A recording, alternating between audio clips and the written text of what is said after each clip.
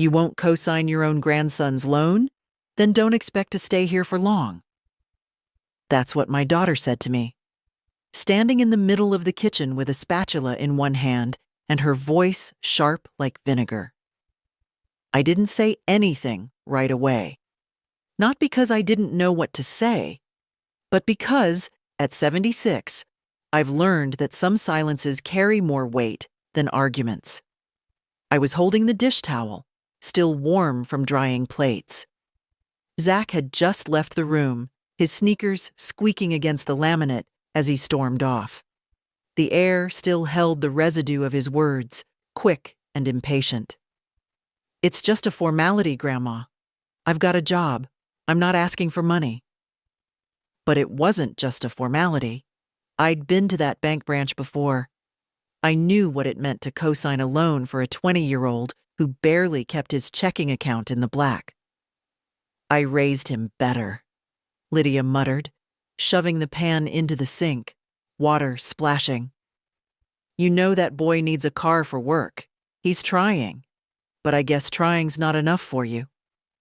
I wiped my hands and folded the towel in half. He's got energy, he's got time. He can take the bus a while longer. She turned sharply. We took you in, didn't we? After your surgery, we rearranged everything. That back room could have been my office, but we made space. It was true. I had moved in after the hip replacement, when stairs became too dangerous and silence too long. They had made space. And I was grateful, or I thought I was, until that moment. Don't think you can just sit here and not be part of this family, she added, quieter this time. I looked at her then, really looked. She wasn't the little girl I once braided hair for. She was a tired woman with a mortgage, a full-time job, and a son who didn't know what responsibility meant yet. But I wasn't just an extension of their needs. I was a person. And my signature wasn't free. That night, I lay in bed, the shadows long across the ceiling. My body ached, not from age, but from carrying the weight of knowing I no longer belonged. Somewhere between her words and his expectation, something in me shifted. Not out of spite, but out of clarity. Around midnight, the light in my room flickered once, then died completely. At first, I thought it was a fuse. I checked the lamp, the outlet. Nothing. The rest of the house glowed soft with warmth. The hallway light, the blue flicker of the TV in the living room. Only my room was dark. I lay there, eyes open, swallowed by the dark. The silence in the house felt colder than the draft slipping through the poorly sealed window. I reached again for the lamp switch, flicked it, once, twice. Nothing. I got out of bed slowly, knees stiff, joints protesting. Pulled on my robe, shuffled across the floor in wool socks, and opened the door just enough to see the hallway. Light, soft, golden. Everything else was working. I stood there a long moment before closing the door again. The darkness wasn't a mistake. The following morning, no one mentioned it. Zach was already gone by the time I walked into the kitchen. Lydia stood at the counter, sipping her coffee, scrolling through her phone. I said good morning. She nodded, but didn't look up. I reached for my teacup in the cabinet, filled the kettle, and stood in silence beside her. The kind of silence that thickens the air, presses against your temples. My light didn't work last night, I said quietly, not accusing, just stating. She shrugged, eyes still on the screen. Maybe something tripped. Everything else was fine. Another shrug. You'll have to ask Zach, she added after a pause. He was fiddling with the breakers the other day. I didn't respond. Instead, I made my tea, sat at the far end of the table and stirred slowly, the spoon clinking against porcelain like a ticking clock. I could have pushed. Could have asked why he'd touch anything in the panel. but I knew better. Pushing would turn me into the problem, into the reason the house felt tense, into the burden, and I'd had enough of being cast in that role. Later that afternoon, I checked the breaker box myself. Everything was fine, every switch in its place. No labels scratched out, no wires out of place. Just neat rows and steady humming. The next night, it was the outlet. I went to plug in my heating pad, the only thing that soothed my hip when it flared. And nothing. I tried the second plug, then the one near the door. Dead. I carried the pad to the hallway. It worked there just fine. It was subtle. A slow fade, not a confrontation. No one screamed at me. No one locked the door. They just started chipping away at comfort, one little piece at a time. I didn't speak of it again. Not about the light, not about the outlet. I went about my days as if nothing had shifted. Cooked when I was asked, folded towels from the dryer, fed the cat, answered Zach's lazy hellos with polite nods. But at night, I sat in that dim room, lamp dead, plugs cold, and felt the weight of a message they weren't brave enough to say out loud. You are no longer welcome here. It's a strange thing, realizing your presence has moved from needed to tolerated. You become careful with your movements, quiet when you breathe. You stop asking questions because every question feels like a complaint. Every word becomes a disturbance in their rhythm. I took to sitting by the window after dinner, looking out onto the cul-de-sac where other homes buzzed with life, where porch lights glowed and cars came home after long days. I watched neighbors I barely knew carry in groceries, walk dogs, argue gently on porches, then disappear behind curtains that shut softly, not like doors closed in anger. I imagined what it would be like to live in a place that didn't dim its lights when I disagreed. That's when the thought came. Quiet at first, almost apologetic, but persistent. You could leave. It sat with me all night, even as I lay in bed with an extra blanket over my legs, wishing for warmth. It wasn't anger that brought it on. It wasn't revenge. It was breath. The kind you draw in when you come up for air after thinking you might drown. Leave. I didn't have much. A pension check that barely stretched. A few savings in the old account Derek and I had opened before he passed.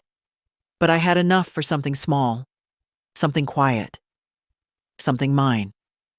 That night, for the first time in weeks, I slept.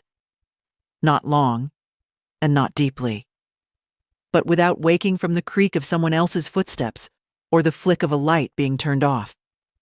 I slept because the idea had rooted itself, and it brought peace. Tomorrow, I'd call the bank.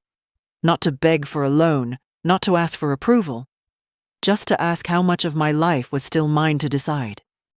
The bank teller's voice was pleasant, distant, like someone trained to sound calm even when reading out bad news. Yes, Mrs. Carver, your checking account is still active. Would you like me to go over the current balance with you? I was sitting on the edge of the guest bed, my bed, clutching the cordless phone so tightly my hand ached. I stared at the unplugged lamp in the corner and whispered, "Yes, please." She told me the number. It wasn't much, but it was mine. I thanked her and hung up. My fingers trembled slightly, but not from fear, from possibility. Later, I sat at the kitchen table with Lydia, who was tapping away at her laptop, one earbud in. The clatter of keys and the faint rhythm of a podcast filled the air between us. I didn't ask for her attention. I just waited. Eventually, she sighed, pulled out the earbud, and looked up. Something wrong? I hesitated. Do you remember that little trust account Derek and I opened? The one for emergencies? She narrowed her eyes.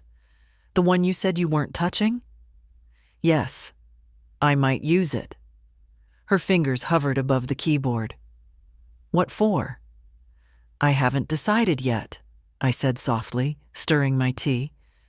But I think it's time I start making plans. She frowned. Mom, if this is about the loan, it's not. I met her eyes. It's about space. Space? I don't feel like I belong here anymore. That silence, the heavy kind, settled again. You're overreacting, she said finally. We've all had a rough month. You're taking everything too personally. I nodded. Maybe.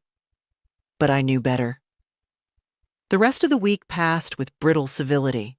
I folded laundry, refilled the bird feeder, kept to myself.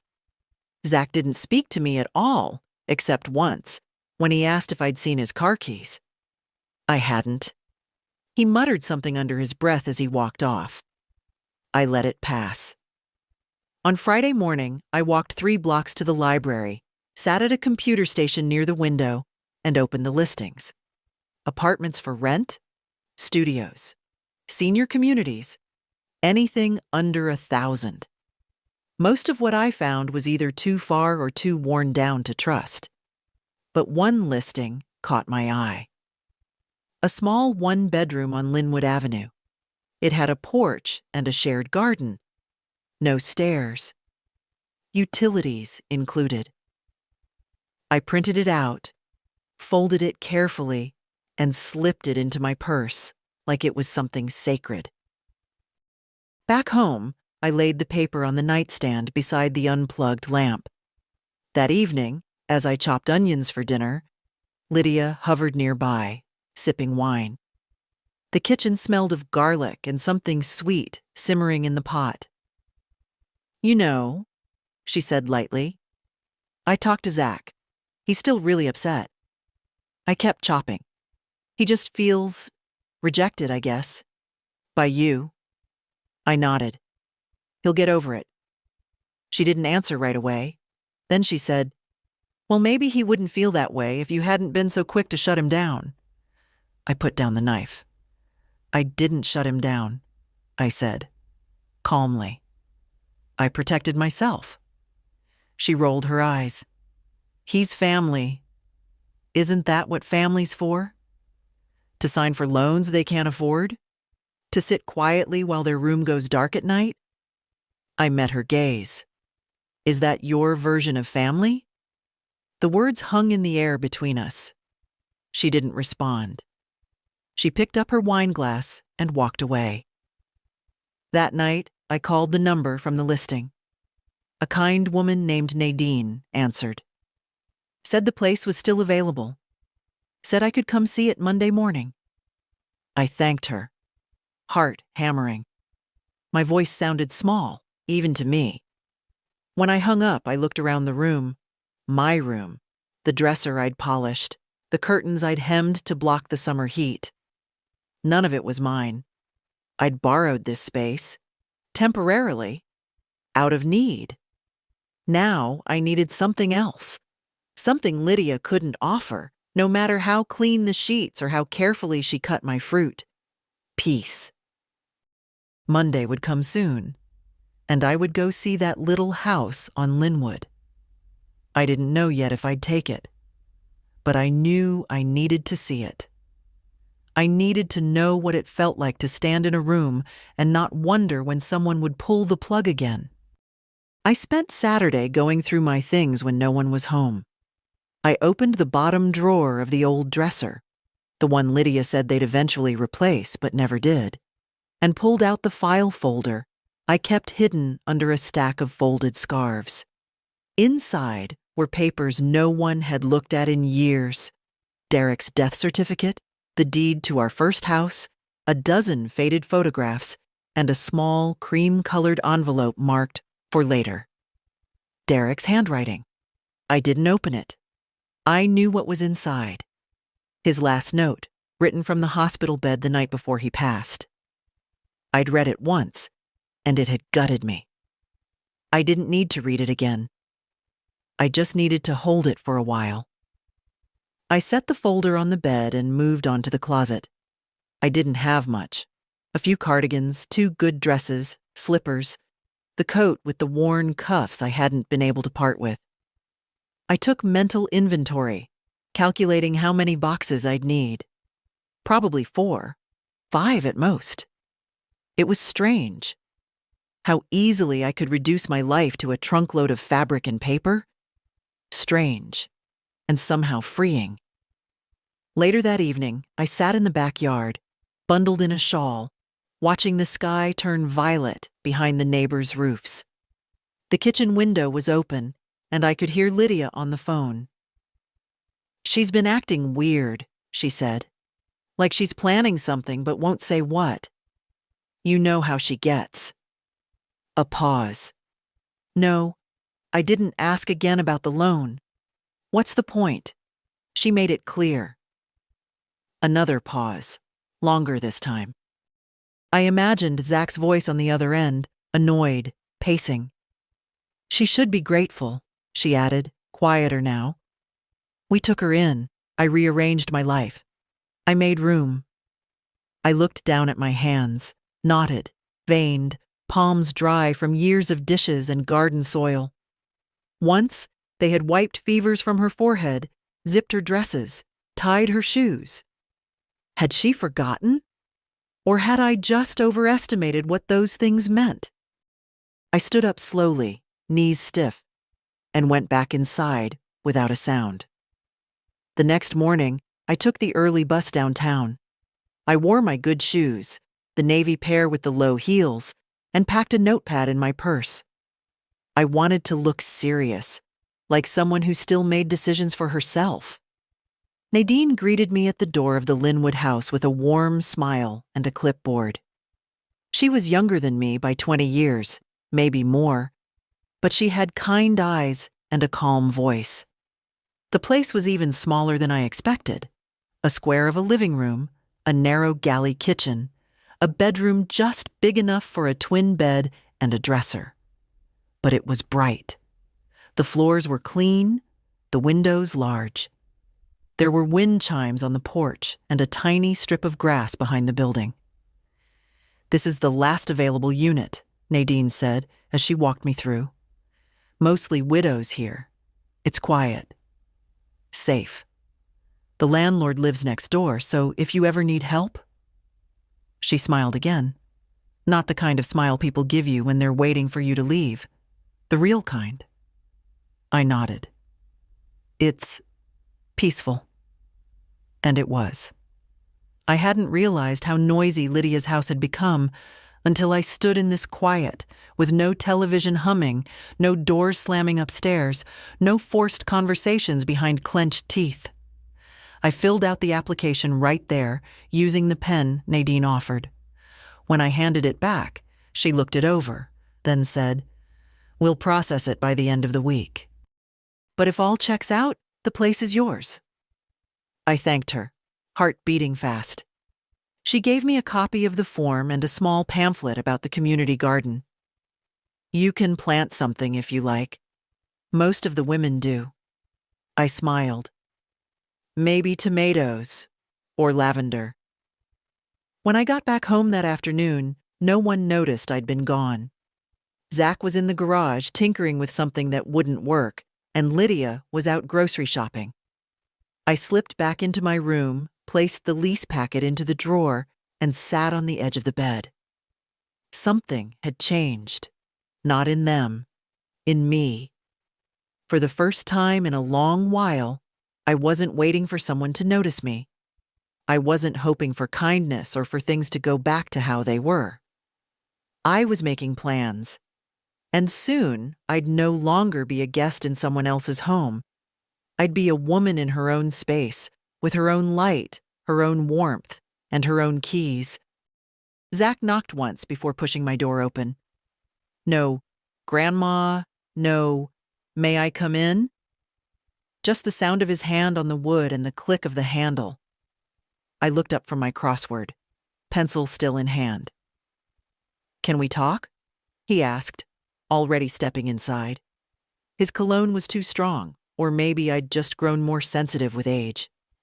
Of course, I said, setting the puzzle on my nightstand. He didn't sit. Just stood near the dresser, arms crossed, like he was guarding something. Or preparing for a speech. I don't get it, he started, his tone sharp from the start. I mean, it's not like I asked you to give me the money. I just needed your signature. You know that, right? I nodded. I do? And you still said no? Yes. He let out a bitter laugh. You don't trust me. I trust you to be who you are right now, I replied calmly. And right now, you're a young man who's learning, who's figuring things out. Which means you'll make mistakes. And that's all right. But I won't risk what little I have on a loan you might not be ready for. He looked at me like I'd spoken another language. You think I'm irresponsible? I didn't respond. I didn't need to. Zach ran a hand through his hair. You've been living here rent-free. My mom's cooking, cleaning. I do my share, I interrupted, but gently. I cook. I clean. I babysit when needed. I pay for my own groceries. And if you believe I'm a burden, say it plainly. Don't wrap it in the word rent. That made him pause. He hadn't expected pushback. I thought you'd help. You always help. I nodded. I've helped many times. When your mother's first car broke down. When she needed new braces. When your school trip wasn't covered. I helped because I wanted to. But helping isn't the same as enabling. He shifted on his feet. So, you're punishing me. No, Zach. I'm protecting both of us. You from a debt you might not be able to carry. Me from losing what little independence I have left. He looked at the unplugged lamp in the corner, then at me. Did you unplug that? No, I said quietly. He looked away. A pause hung there. Then softer, he asked, So, what now?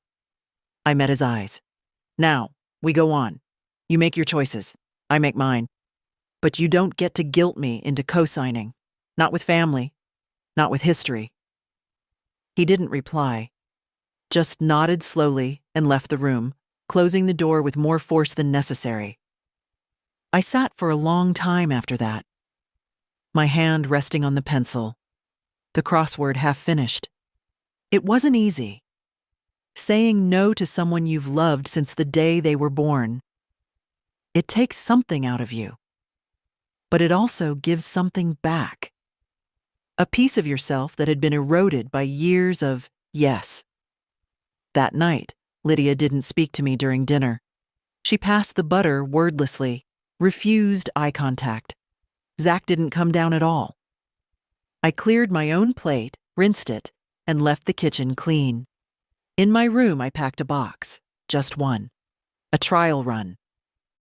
My photo albums, the small keepsake box with my wedding ring, the note from Derek, a scarf that still smelled faintly of lilac. I taped it shut and slid it under the bed. It felt good, solid, like a door was opening, and I was the one holding the key. Tuesday morning, I called the bank again. Not the main line this time. I asked for Ms. Halverson, the branch manager. A woman I'd spoken to years ago when Derek passed, and again when I had to open a separate account from Lydia after my surgery. She remembered me.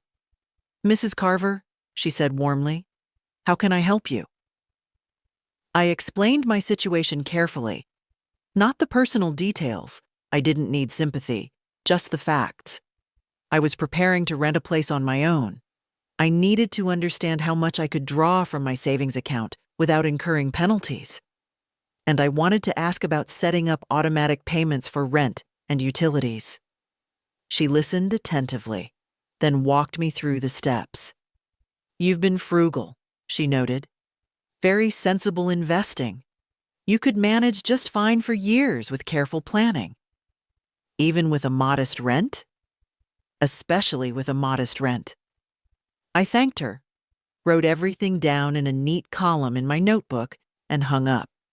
Then I called Nadine. Yes, it's still available, she said with a little excitement in her voice. In fact, we just finished the maintenance touch-ups yesterday. Would you like to reserve it officially? I glanced at the box under my bed. Yes, I said. Please mark it as taken. Wonderful. You can bring the deposit and first month's rent this Friday if that works for you. We'll have the key ready. When I hung up, I stared at my reflection in the mirror for a long moment. I hadn't realized how tired my eyes looked, not just from age, but from the holding back, from walking on eggshells in a house that pretended to welcome me while quietly pushing me to the edges. I ran a brush through my hair, changed into my walking shoes, and left the house without saying a word. I walked 3 blocks to the corner coffee shop and ordered something I hadn't had in years, a hot chocolate with extra whipped cream. I sat in the sun by the window and sipped slowly, like a woman who wasn't in anyone's way. Then I pulled out my notebook and made a list.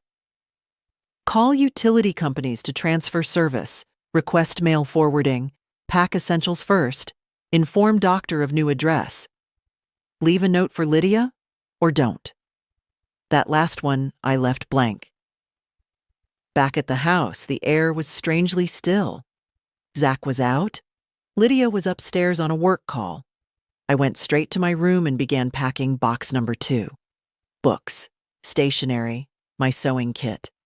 A small clock Derek once gave me with an inscription on the back. Time is what we share.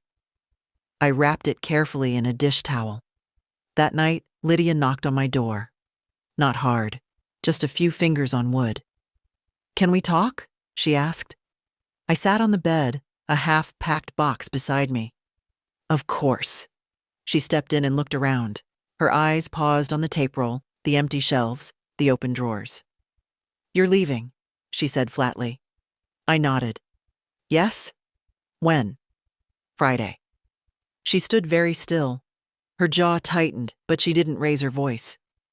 So that's it? You just decided? I thought about it for weeks. And you didn't tell me? I didn't think you'd be happy for me.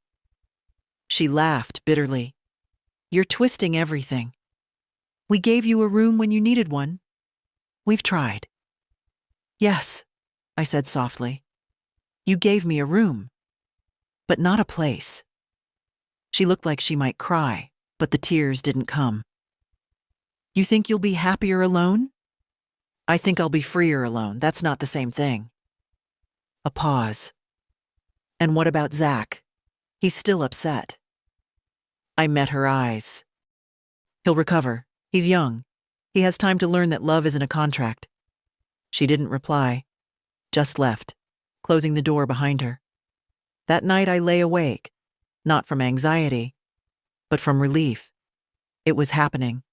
Quietly, cleanly, no drama, no shouting. Just a decision made by a woman who had spent a lifetime giving and now had chosen to take something back. Her dignity, her space, her peace. On Wednesday, I started boxing up the last few things that still made this room feel like mine. My nightgown, a crocheted throw I'd made during chemo treatments when my hands shook too much to hold a book, a small tin of buttons that once belonged to my mother. The rest, the furniture, the curtains, the mattress, had never been mine to begin with. Mid-morning, Lydia called from the other side of the door. Not a knock this time, just her voice, short and clipped. Do you need anything from the store? I hesitated, then answered, No, thank you. A pause, then footsteps down the hall. She didn't ask where I was going. She hadn't asked why I was packing. It was easier for both of us, I suppose, to pretend this was just another room being emptied for repainting. Another load of laundry, another box for the attic. Around noon, I found an old photograph tucked into a book I hadn't opened in years. It was from a summer picnic. Lydia no more than 10. Zach still a baby in my arms. Derek grinning beside me, wearing that ridiculous fishing hat he refused to throw out. We were sitting on a plaid blanket, a jug of lemonade beside us, and the sun made everyone look a little golden. I held it for a long time, not with sadness, just with acknowledgement. That was a good day. That day, we were happy. I put it into the box labeled "Keep Close." That afternoon, I walked over to the mailbox and mailed 3 envelopes, one to the power company, one to the post office, one to my doctor. All simple notices. Change of address effective next week. Please update records accordingly. It felt like shedding an old skin. I didn't tell Lydia I'd be gone by Friday morning. I didn't want a scene. I didn't want a tearful apology said for the sake of appearances, or worse.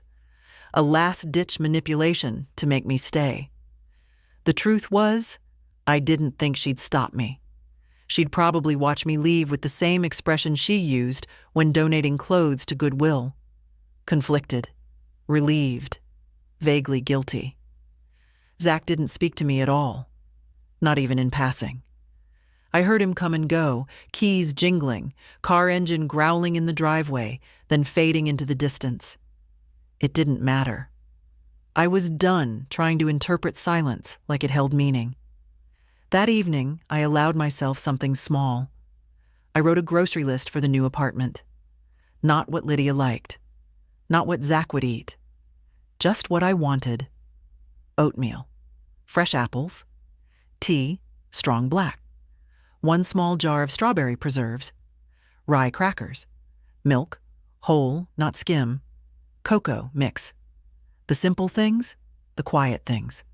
I could already picture the cupboards in that little kitchen, the chipped mugs, the single drawer for silverware, the way the kettle would sound on a real stove, not a microwave hum.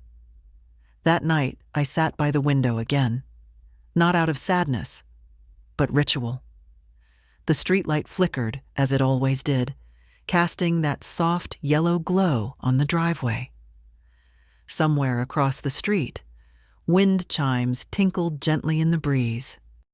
And for the first time in a long time, I didn't feel like I was waiting for something. Not for change, not for apology, not for the old Lydia to reappear, or for Zach to understand. I was just sitting, and it was enough. 2 more nights. Then the last morning would come, and with it, my name on a lease, my hand on a doorknob that opened into peace. The apartment smelled like fresh paint and lemon cleaner. It was quiet. Not the kind of quiet you get in the back room of someone else's house, where footsteps above your head remind you who the walls belong to, but a true quiet. Still. Spacious, even in the smallest rooms. Nadine handed me the keys with a smile and said, "Congratulations, Mrs. Carver. Welcome home." I held them in my palm for a moment, cold and unfamiliar. Then I closed my fingers around them and nodded. "Thank you," I said. "It's been a long time since something felt like mine." She helped me bring in the first few boxes, the ones I'd packed with care, not haste. Books, linens, 2 ceramic mugs, the photo of Derek at the lake. She didn't ask questions, just smiled politely and said, "Take your time settling in. I live 3 doors down, apartment 3B, if you need anything." After she left, I stood in the center of the room and turned a slow circle. The hardwood floor creaked gently under my slippers. The heater hummed to life near the window, warm and steady. Outside, the shared garden was half-bloomed, green pushing up through dirt with soft defiance. I placed Derek's photo on the windowsill and opened the cupboard to put away the groceries I'd brought. My groceries. My choices. There was only 1 chair, a wooden one with a seat cushion I'd brought from Lydia's, the one no one wanted in the kitchen anymore. I set it beside the window, boiled water in the kettle, and made myself a cup of tea. It tasted stronger here, not because the leaves were different, but because no one else had brewed it. I added a splash of milk and sat down in the chair with both hands around the cup. For the first hour, I did nothing. No unpacking, no organizing. I just watched the light move across the floor and felt the silence settle in beside me like an old friend. In the afternoon, I unpacked my sewing kit and the crossword book, laid a small throw blanket across the back of the chair, and hung my 2 good dresses in the tiny closet. By evening, the place was still half boxed, half bare, but it already felt more like home than that back room ever had. I reheated a bowl of lentil soup I'd made the night before and brought with me in a thermos, ate it at the little fold-out table. No conversation, no rush. No one asking if I'd used too much salt. I washed the bowl, dried it, and placed it neatly back in the cupboard. Later, as I was changing into my nightgown, the phone rang. I had kept the same number, a small act of continuity. Caller ID, Lydia. I stared at the screen. She hadn't called yesterday, not during the move, not when she found my room emptied and the drawers bare. Now, at 8:43 p.m., she was calling. I didn't answer. I let it ring until the voicemail picked up, then watched the message icon flash. One new voicemail. I didn't listen to it. I turned the phone face down on the windowsill and climbed into bed. The sheets smelled like lavender. I'd packed them with dried sachets, something I hadn't done in years. I pulled the covers up to my chin and looked out through the small, square window. The stars above Linwood Avenue were faint, but visible, a scattering of light over the dark. I whispered something into the quiet, not expecting anyone to answer.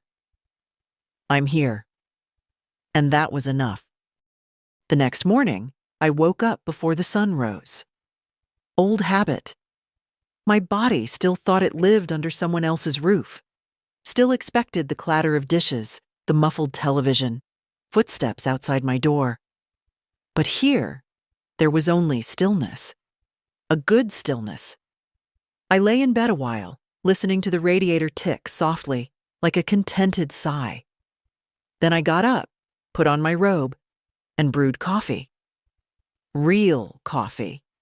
Not the bitter, instant kind Lydia always bought in bulk. I poured it into my favorite mug and stepped out onto the small porch. The air was brisk, sharp with early spring, and smelled faintly of wet soil and distant wood smoke. Across the courtyard, someone was already up. A woman in a thick cardigan, watering potted plants by her door. She looked up and smiled. "New neighbor?" she called gently. "Yes," I said, lifting my mug. "Moved in yesterday." "Welcome, I'm Rita, apartment 2A. We've got a walking group on Thursdays, if you're interested." "Thank you," I said. "I just might be." She gave me a little wave and turned back to her violets. I stayed outside for another minute, sipping coffee, watching a squirrel dash across the fence. Then I went back inside and opened the voicemail from the night before. Lydia's voice. "Mom, I saw your room. I guess this is real." A pause. She was breathing too fast, or maybe trying not to sound like she was. "I don't know what you want me to say. Zach's upset. I'm upset. It just feels like you disappeared without a word." Another pause. "I wish you'd at least told me where you were going." Click. No apology. No questions about whether I was safe or if I had enough money or if I needed help moving. Just that they were upset, that my absence had inconvenienced them. I deleted the message, not out of anger, but clarity. By noon, I had unpacked all but one final box, the box with the old photograph albums and Derek's letter. I carried it to the bedroom and slid it under the bed. Some things didn't need to be sorted yet. Some memories could rest quietly for now. After lunch, I walked to the corner market, 3 blocks down, and bought a bunch of tulips. Yellow, my favorite. The clerk, a teenage girl with chipped purple nail polish, wrapped them gently and said, "Someone special?" I smiled. "Yes, me." Back home, I put them in a glass jar and set them on the table. Later that evening, just as I was finishing my soup, the phone rang again. Zach this time. I watched the screen blink. 5 rings, 6. Then it stopped. I didn't check the voicemail. I didn't need to. I knew what it would say. Instead, I pulled the Afghan over my legs and turned on the little radio I'd brought with me. Found a classical station playing something soft and sweeping. I closed my eyes and let it fill the room. And for the first time in years, I didn't feel like I owed anyone an explanation. No one could reach into my silence anymore and claim it for themselves. No one could demand space in my thoughts, or a signature on a line, or my presence in a house that felt like exile. This space was mine. The quiet, the warmth, the small yellow tulips bending toward the lamp. I didn't know what tomorrow would bring. I didn't have a plan beyond the next cup of tea, but for tonight, I had everything I needed. The first night in the new apartment felt like a slow exhale. The second felt like stillness. But the third felt like arrival. That morning, I made pancakes for one. I used real butter, sliced up an apple, and listened to the radio play something old and sweet. I didn't miss the chatter of a household I never really belonged to. I didn't miss being tiptoed around or dismissed entirely. I didn't even miss the sound of footsteps outside my door. After breakfast, I sat with my notebook and wrote 3 simple words. I am home. I don't know why it mattered to write them. Maybe because I'd spent so many years being temporary in someone else's life. Even before I moved in with Lydia, I'd floated, from medical appointments to Zach's school concerts, to family holidays where I was needed, but never invited. Now, I had a front door that locked from the inside, a cupboard where nothing disappeared overnight, a small hook where I hung my robe without it being pushed aside. And I had space. Quiet, unfilled space. I took a walk to the library, signed up for a new card, and checked out 2 books, one on herb gardening and one on women who reinvented themselves after 70. I sat on a park bench nearby and read for over an hour, my coat buttoned tight, the sun warm on my face. It felt luxurious somehow to sit with a book and no one expecting me to be anywhere else. When I came back to the apartment, there was a note under my door. It was handwritten in neat script. Mrs. Carver, if you ever feel like joining for tea, we meet on Wednesdays at 4 in the garden. Just a few of us neighbors. Rita. I placed the note on the fridge with a magnet I'd brought from Derek's workshop. An old horseshoe bent into a heart. Then I sat down at the table and smiled. A real smile. Not the practiced, polite one I'd worn at Lydia's. That evening, I lit a candle for the first time in years. A small act, but meaningful. I let the room glow soft and orange as I prepared dinner. A bowl of soup, a slice of toast, and a little dish of olives. Something Lydia always said. Smelled like old furniture. I liked that smell. Halfway through dinner, the phone rang again.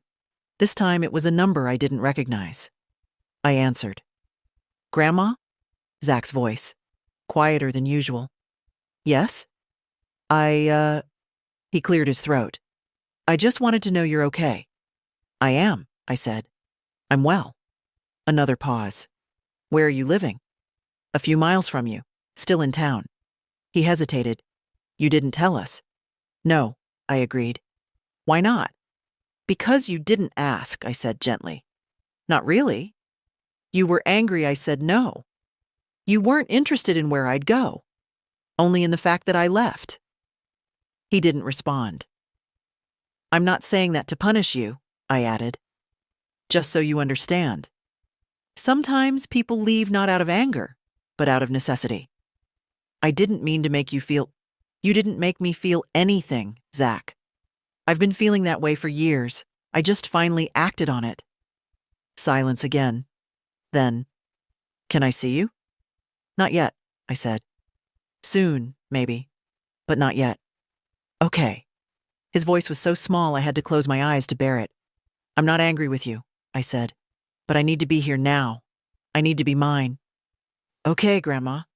After he hung up, I sat at the table a long while. The soup had gone cold. The candle flickered low. I wasn't crying. I didn't feel broken. I felt whole. Maybe for the first time in decades. This little apartment, with its crooked drawer and chipped countertile, had become the place where I returned to myself, where silence wasn't punishment, where light stayed on as long as I wanted it, and I knew, whatever came next, I'd never again live in a house where the door to my peace was controlled by someone else's mood. On Thursday morning, I went to the lawyer's office. Francine Daly, a sturdy woman in her 60s with gray hair tied back in a braid and eyes that missed nothing, had been handling my affairs since Derek passed. She was the one who helped me settle the estate, rewrite the will, and navigate paperwork I never wanted to learn to read. When I walked into her office, she looked up from her desk and gave me a slow, approving nod. Well now, I was wondering when I'd see you. I need to make some changes, I said, taking the seat opposite her. I've moved. She folded her hands. I'd heard. Lydia left a message last night. Sounded concerned. I imagine she's more surprised than concerned. Francine raised an eyebrow. She also asked whether your accounts were still in your name. That didn't surprise me either. I'd like to review my financial directives, I said calmly, and update my will. Francine gave a small smile. Let's get to it. For the next hour, we went through documents. I removed Lydia as the primary beneficiary, not out of revenge, but out of reality. We both knew she'd treat my savings like a resource, not a legacy. Instead, I named a local scholarship fund for young women over 40 returning to school. Education had changed my life once. Briefly, before I left to care for my father. And I wanted someone else to get their second chance. I also left a small monthly stipend in trust for Zach, but with clear conditions. It wouldn't begin until he turned 25. And only if he'd completed some form of training. Trade, school, anything. It wasn't punishment. It was structure. Something I hoped might help him when I no longer could. Lastly, I requested that my modest belongings, jewelry, books, the handmade quilts, be donated to a local shelter for women leaving abusive homes. When we were done, Francine printed a fresh copy and slid it across the desk. Still sure? She asked. I signed without hesitation. Completely. She sat back, hands folded again. You look lighter, Rosalind. Happier. I am. As I left her office, I walked past the florist on the corner and picked out a single daffodil. Yellow again, the color of beginnings. I carried it home in one hand and placed it in a small jar on the windowsill beside Derek's picture. He looked right, there in the light. That evening, I made pasta and opened a bottle of red wine I'd been saving for no occasion in particular. I toasted quietly to the air, to freedom, to clarity, to late decisions that still count. The phone rang just as I was finishing my meal. Lydia again. I didn't pick up, but this time, I listened to the message. Mom, I don't know what to say. You just left. Zach's confused. I'm trying to be respectful, but I don't understand what I did wrong. There was no apology, just confusion wrapped in self-pity. She wasn't ready to see it. Not yet. Maybe never. And that was all right. I wasn't living this life so she'd understand me. I was living it because I'd spent too many years pretending I didn't need one of my own. Later, I curled up in my chair with a blanket around my shoulders and a book in my lap. Outside, rain tapped softly on the window. Inside, the daffodil bent its head gently in the warm lamplight. No interruptions. No raised voices down the hall. No doors closing too hard. Just the rhythm of my own breath, steady and quiet. My own roof. My own name on the papers.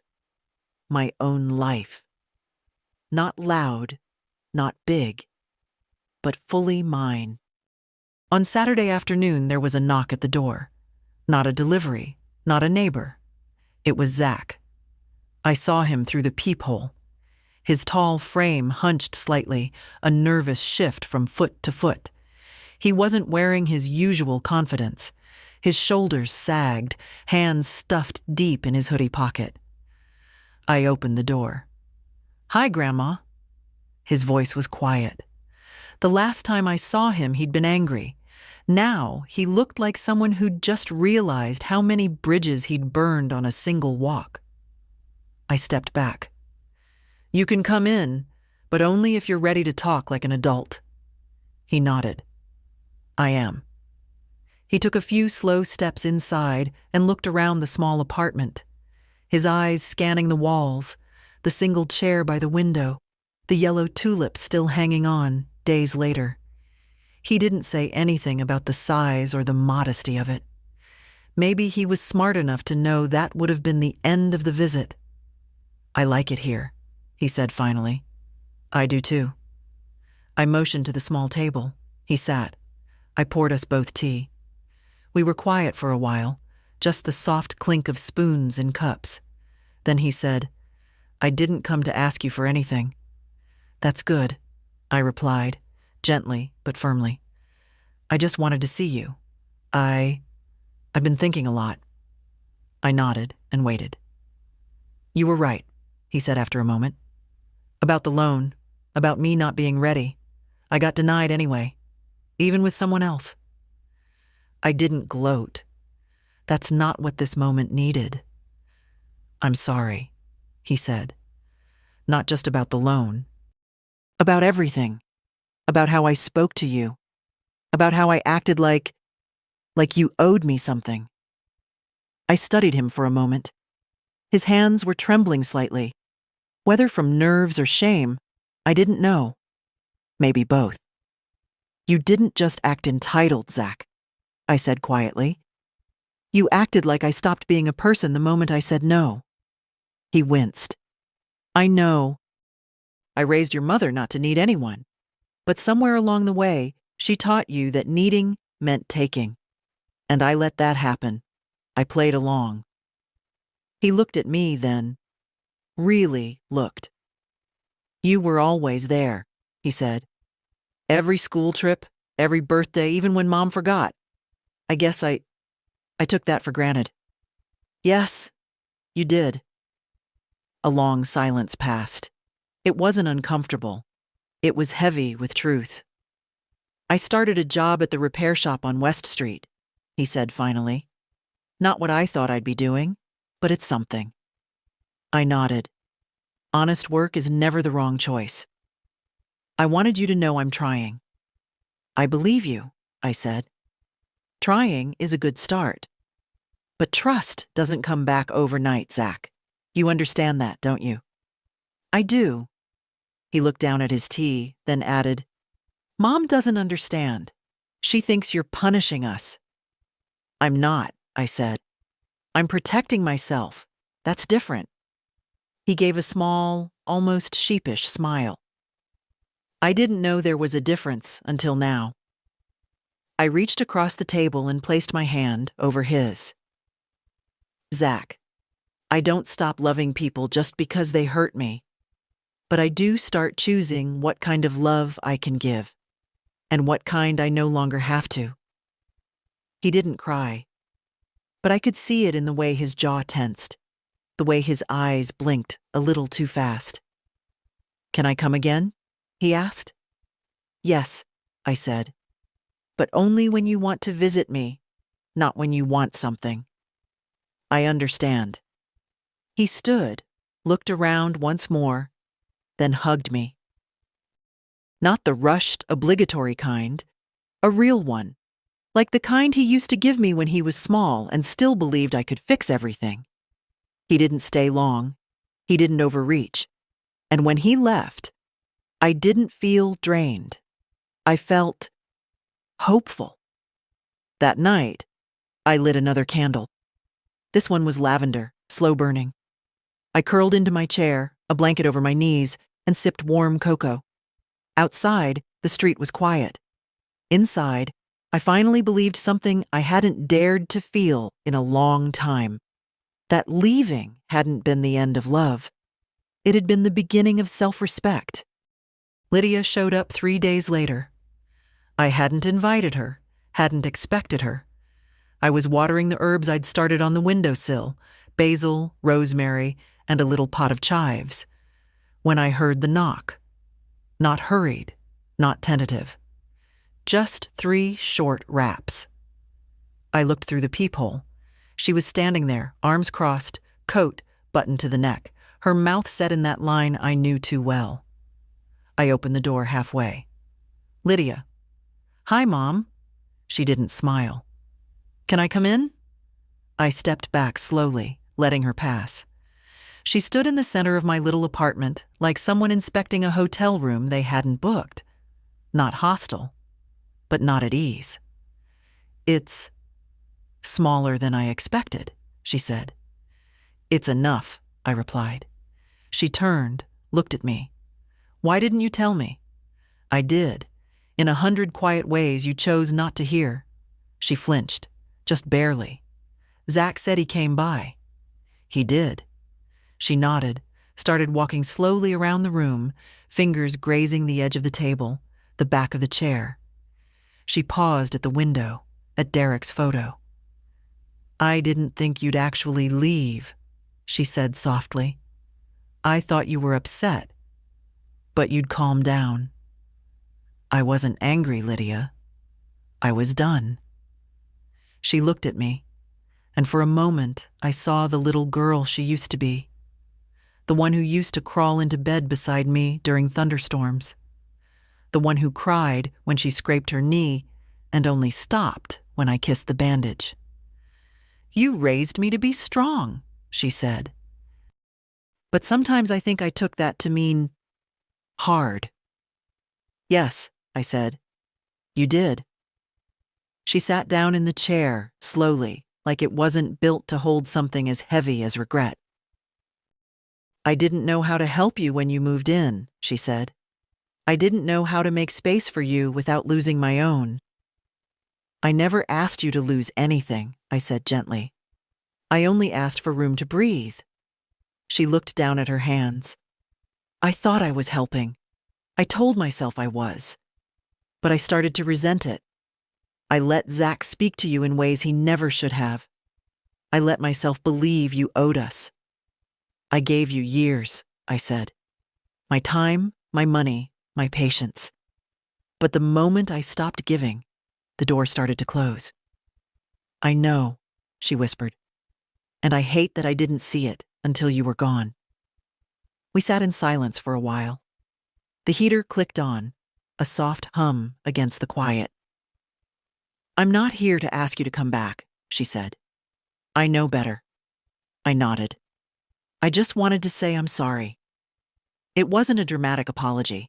No tears, no pleading. Just 5 words that had taken her far too long to find.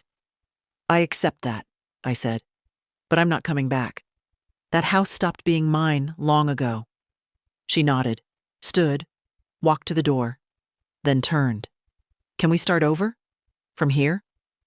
I looked at her, older now, like me. Not the child I raised, not the cold woman from the kitchen months ago, just a daughter trying, maybe for the first time, to speak without defense. We can start something, I said, but not over. This isn't back to before. This is forward. Her shoulders dropped just a bit. The line in her mouth softened. "All right," she said. She reached for the handle, then paused. "Do you need anything?" "No," I said. "But thank you for asking." She opened the door, stepped into the hallway, and left it gently behind her. Not slammed, not half shut, just closed. And in its place, stillness again. The kind that wasn't empty, the kind that made room. The seasons shifted without much ceremony. Spring folded into early summer. The garden out back came alive with more colors than I had names for. Rita brought me a cutting from her lilac bush, and we planted it just beneath my window. She said it would take root quickly, that by next year it would be full and fragrant. "It's patient," she said, "but strong." Like me, I thought, though I didn't say it out loud. I joined the Wednesday tea circle. There were 4 of us at first, all women, all in our 60s or older, all carrying stories we never rushed to tell. We spoke of books, of neighbors, of aches in our hips and knees, of recipes long forgotten. But underneath it all, there was a quiet kind of sisterhood, the kind that doesn't need explaining. No one asked me why I'd moved. They just made space at the table and passed me the sugar bowl. I kept to myself otherwise. I read more, cooked simply, walked to the market once a week, and bought what I wanted, nothing more. I even bought a little radio with a handle, just like the one Derek and I used to take on picnics. One Sunday afternoon, I played it on the porch, watching birds dart through the hedges while Billie Holiday sang low and slow through the speakers. That was the day I let myself cry. Not the sharp, gasping kind of grief. Not anger. Just a long, quiet weeping for everything I had carried too long. The years of being needed without being seen, of loving in silence, of sitting in darkened rooms wondering when the next kindness would come. I cried because I had survived it. And now I had this. Not perfection, not endless joy, but space, dignity, light that stayed on when I wanted it to. Lydia called sometimes. Not often, just enough. The conversations were tentative but better. She didn't ask when I'd visit. She didn't bring up the past. She once told me, "Zach's changed since he saw you. He started showing up on time, bought a second-hand car with his own name on the papers." I didn't say much, just nodded and said I was glad. Because I was. And Zach wrote me a letter, on paper. A short note folded in half, slipped into a plain envelope. "Dear Grandma, I think about you every time I check my bank balance before I swipe my card. Thank you for teaching me that being told no might just save your future. Love, Zach." I kept the letter in the same drawer where Derek's old note lived. Different kinds of love, both earned. The apartment felt more lived in now. My books lined the shelf. The chives had taken over their pot. The daffodil had wilted and been replaced by a small clay dish filled with dried lavender. I didn't need much. One afternoon, as I was folding laundry, I thought back to that night. The light in my old room went out. How I'd laid in the dark, more numb than afraid. And I smiled. Not from bitterness, but from clarity. Because that light going out, cruel as it was, showed me everything. It showed me how little power I truly had in that house, and how much I still had when I finally stepped outside it. I didn't need a grand ending. No grandchild falling at my feet in apology. No daughter transformed by guilt. I just needed a place where my yes meant something, and where my no didn't cost me the roof over my head. And now I had it. Last week, I hung a wind chime outside my window. Just a simple one. 5 hollow tubes and a wooden heart at the center. It doesn't make much noise unless the breeze is right. But when it does, it sings gently, like something soft, remembering its own voice. That's what this place has been for me. Not a retreat, not an escape, a remembering. I remembered what it feels like to be seen as a whole person, not a background figure in someone else's life, not a placeholder, not an obligation. Just a woman who's lived long enough to know when love starts to look like debt, and when silence starts to feel like exile. I've made peace with the fact that Lydia and I may never be close again, not in the way we once were, but we speak now, carefully, with fewer landmines between us. She sends photos sometimes, Zach at work, the cat asleep on the porch, the garden she planted this year without my help. They're learning to live without me, and I'm learning. I was never supposed to disappear just because I was no longer needed. Rita invited me over for supper last night. She made soup, and we sat on her back patio while the sky turned soft with dusk. She said something that stayed with me. "You know," she said, "a lot of women our age think they've already lived the story, that everything from here is just waiting. But I think this part, this choosing yourself, might be the best chapter yet." I nodded, because I knew it was true. I'd lived so long inside other people's needs that I'd forgotten what it meant to build a life without asking permission. Now, every morning, I open the window. I water my herbs. I read in the quiet. I buy my own food, on my own list. And no one turns out the lights when I disagree with them. And when the breeze comes through and that wind chime stirs, I remember, this is mine, this time, this space, this peace. If you're reading this and something in your life feels like a slow erasure, if your presence is tolerated more than it is welcomed, if your silence is mistaken for agreement, I want you to know you're not too old to begin again. You're not too late to protect your dignity. You're not selfish for saying enough. And if you've ever been made to feel that your no is a betrayal, remember this. Your peace is not a luxury. It's your right. And it's never too late to claim it. If this story spoke to you, share it. Somewhere, another woman needs to hear that it's not too late.